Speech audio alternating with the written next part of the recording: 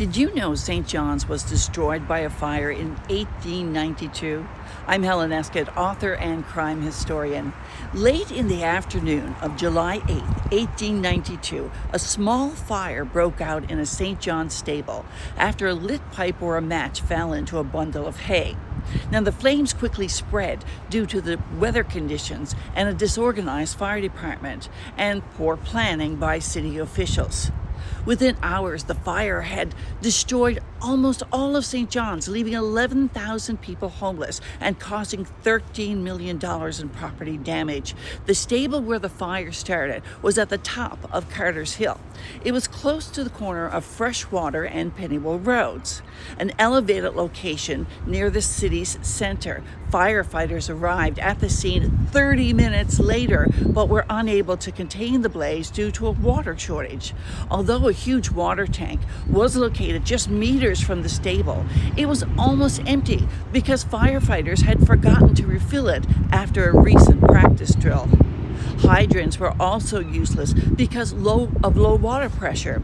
Earlier that morning, Municipal Council Chairperson Thomas Mitchell ordered the city's water supply be shut off to lay down new pipes, and he did not inform other councillors of his decision, nor did he consult the city engineer.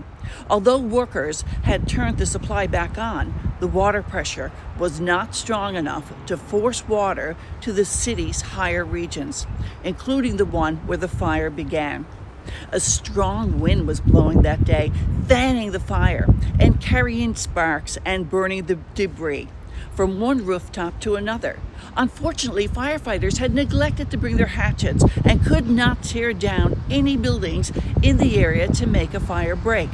Well, the fire swept down Carter's Hill and along Freshwater Road until it divided into two at the intersection of Harvey Road and Longs Hill. By 6 o'clock that evening, many began storing their valuables in the Anglican Cathedral here behind me, Gower Street, Methodist Church, and other stone and brick buildings they believed could withstand the flames. As the fire made its way downtown, however, it also gutted many of these structures.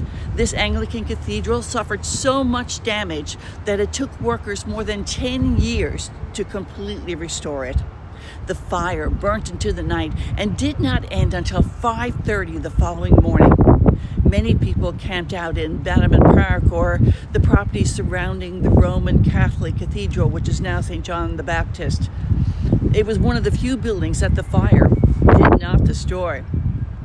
As the sun rose on July 9th, more than 2/3 of St. John's lay in ruins, and 11,000 people were homeless. Many had lost everything they owned, and 3 people were dead. The fire prompted government to reorganize the city's fire departments. Before the disaster, only volunteer fire brigades operated in St. John's. By the end of 1895, the government had hired 22 paid firefighters and established 3 new stations throughout the city.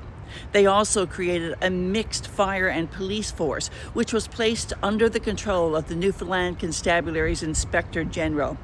This was partly in response to recommendations from Judge D.W. Prowse, who government had asked to investigate the fire.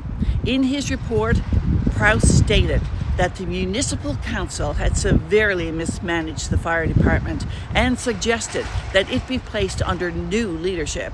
He wrote, "If this department is ever left again in the same hands, all I can say is that we deserve to burn." If you like Newfoundland and Labrador history and historical crimes, like, share, and follow.